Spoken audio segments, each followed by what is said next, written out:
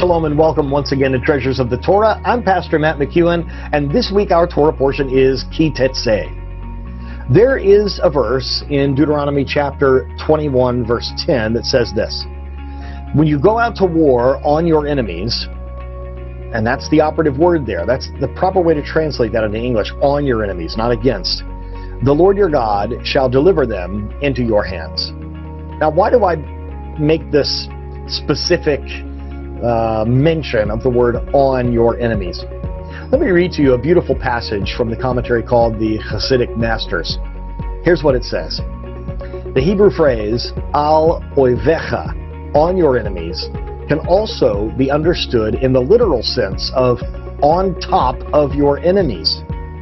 In every battle, the way to achieve victory is to gain the higher ground.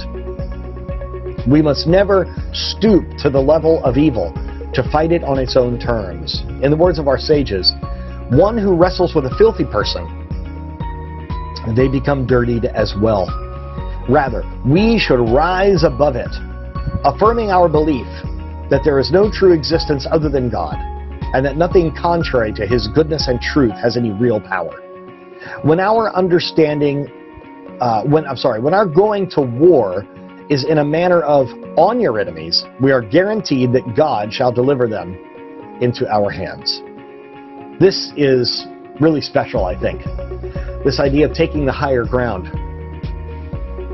I think a lot of times people feel as if they must fight the enemy by being in the ditches and ruts where the enemy likes to hide.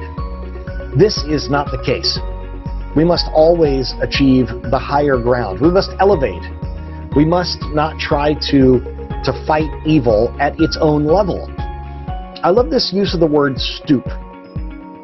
We should never stoop to the level of sinfulness or of bad reputation or behavior that the enemy would stoop to. What we must do is to take the higher ground, to give God the glory, so that the Lord Himself will deliver them into our hands. This reminds me when it says that the sages talk about one who wrestles with a filthy person. In my country, I'm not sure how it is in yours, but in my country, when political opponents begin to go against one another in a personal way, when they begin to lodge personal attacks or even name calling, there's a particular phrase that we have in English that is used to describe what's going on here. And that phrase is mudslinging. They're slinging mud.